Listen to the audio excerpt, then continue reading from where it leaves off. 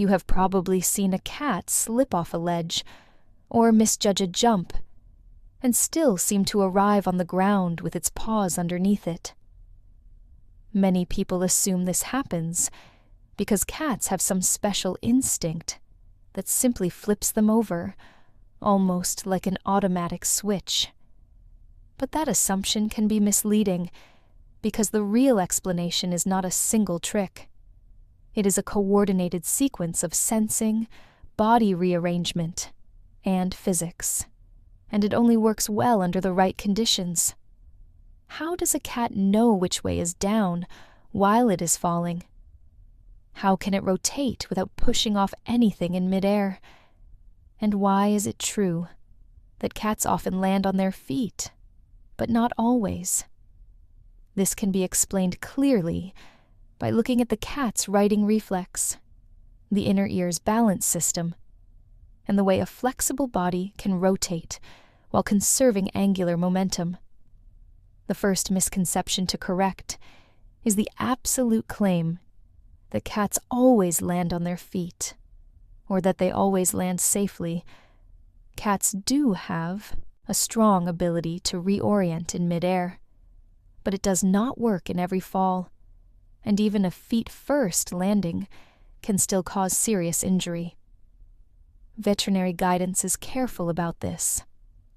The riding reflex works in many cases, but it is not guaranteed, and factors like fall height and body condition affect outcomes. Now, the core mechanism begins with sensing.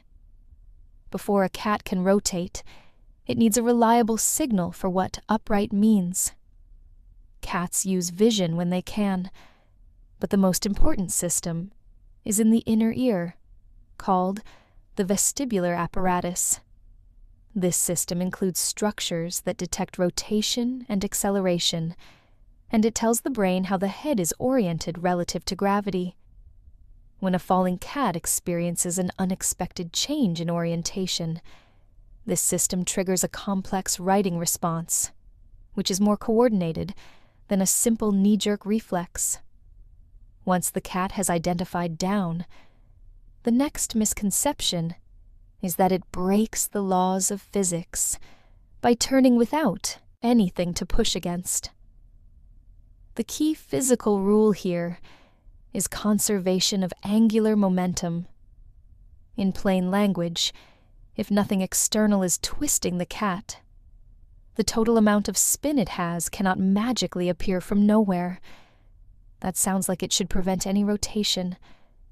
The way around that puzzle is that a cat does not rotate as one rigid block.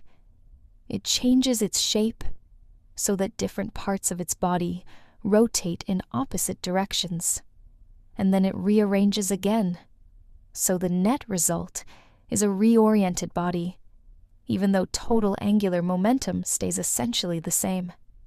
A useful step-by-step picture is the bend and twist approach, described in modern explanations of the riding reflex. The cause is that the cat is upside down, relative to the ground. The process begins when the cat bends through its spine, effectively separating its body into a front half and a rear half that can rotate somewhat independently. Then the cat rotates the front half one way, while the rear half rotates the other way. Because these rotations are opposite, the total spin balances out, but the cat's overall orientation improves. When it straightens out again, it has kept the useful part of the rotation, its feet moving toward the ground-facing position. Another part of the process is subtle but important.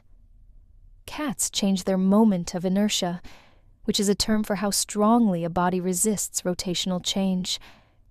A figure skater spins faster when pulling arms in, and slower when extending them. Cats use a related principle by tucking some legs and extending others at different moments. When one half of the body is tucked, it can rotate more easily. When the other half is extended, it rotates more slowly. By alternating these configurations, the cat can ratchet its orientation into a feet-down position without needing an external push. This tuck and turn idea is commonly described alongside the bend and twist model. This is where anatomy matters. The righting reflex works well in cats, partly because their spine is unusually flexible, especially through the midsection, allowing a bend that effectively decouples front and rear rotation. Their skeletal structure also supports rapid body reshaping in a fall. These are not cosmetic traits. They are mechanical advantages that make the physics strategy possible. But the rotation is only half the story.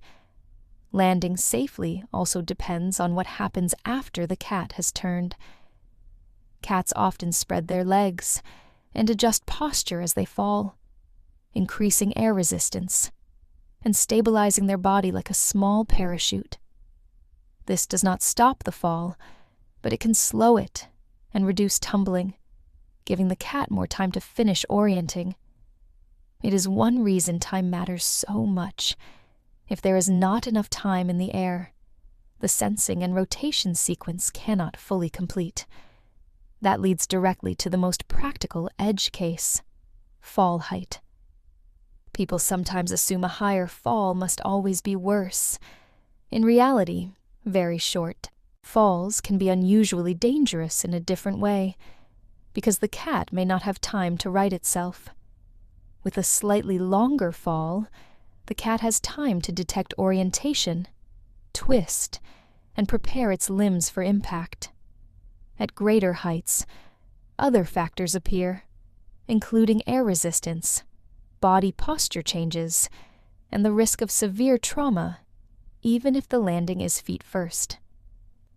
So the relationship between height and injury is not a simple straight line, and the popular claim that cats become safe at high floors is not a reliable rule to live by. It also matters that the righting reflex is not fully present at birth.